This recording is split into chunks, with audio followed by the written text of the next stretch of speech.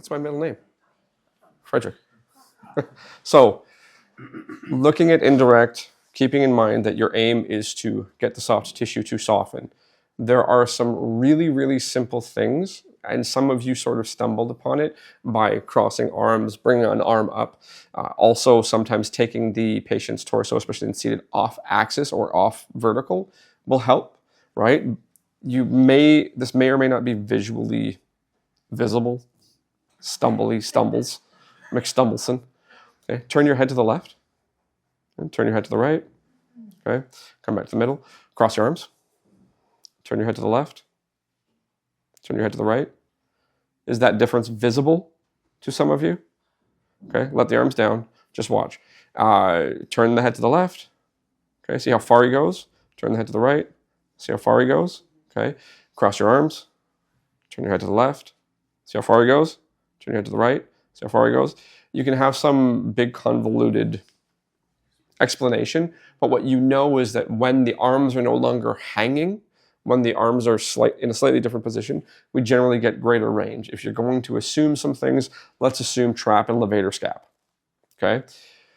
When you're trying to make that soft tissue soft, it's regardless of your diagnosis, the osteopathic diagnosis being the direction of preferred motion, you do not go in the direction of preferred motion per se, you make the soft tissue soft. So as I palpate through, just real quick, you agree it's this side? Okay, so we've got one side of the trap. So it's a yield to pressure test so that I'm not being obscure here. I squeeze, and when I squeeze, this is firmer. Okay, so my aim is going to be to take tension off of this. So I'm going to use the head and the neck first as leverage to see if it'll do anything. And if that won't do anything, well, I look at the bottom end of the connections. Then it'll be moving the scapula and the head and the neck to try to get that. So we talked about that last time, different access points to the soft tissue here, right? So you've got the head and the neck, and then you've also got the shoulder girdle itself. So if I do this here, right, I can get some tension off of it. If I do it here, starts to work better, you agree? Yeah. Right? More contact, more control. He has less reason to hold on to it.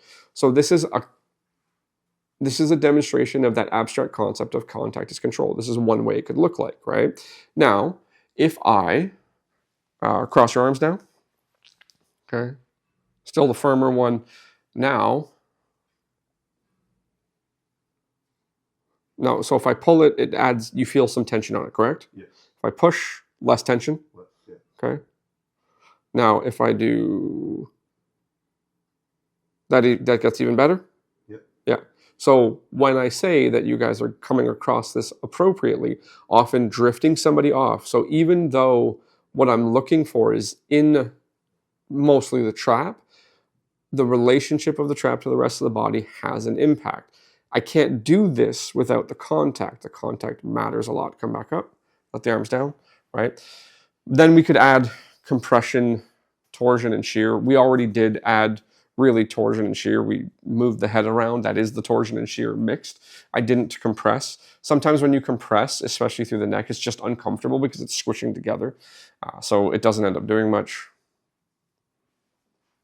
Funny enough, that feels a little better, right? Not much, but a bit better. So how you control the person is going to allow you to get better softness in the tissues. And then all of that relational motion, so the arms, it's essentially still a head and neck and relatively a still trap, but now a moving scapula, right? Everything is still torso, still scapula, moving head and neck, right? It all can be described this way. How you get to it may not be that. Now, if I wanted to swing towards me, so turn around and face me, okay? So you can do this from the posterior side of the patient, or you can do it from the anterior side. The easiest thing is here. This is not comfortable for everybody. And then it just isn't, right? And then I can get all of this. This is an option. You can use a pillow. Yes, exactly like that. All right, we've got a motorboater in the room. Now, if I can come over here and I can work this way, right? Still, I mean, make sure that you're well deodorized at all times, right? You've got options. It's to show you options, okay? Face back the other way. Another way to get stuff like this is here, okay? What's the problem for me on the palpatory side? The hand that will be palpating the tissue is too tied up, right? So now I have to do this, right? But now I lose the head and the neck. So you've got options. You've got options in this region. Generally speaking, in seated, you have more options behind the patient. When you're behind them, you can control them better. You can control the head and the neck better. They can control the movement of their head. They can go into the position that is most ideal, especially when they're more tender. When they're more sore, make them move. And then they can cross their arms. They can pull one arm up, put this hand on the shoulder. Sweet. Now I can get this, right? But I can't get that, right? But once he does that, now this is available to me just the same as if he crossed his arms, right? So we've got lots of options. It's thinking about, this is the area that in a relative sense, I want to soften, okay? I can soften it from here. I can soften it from here. So from below or from above.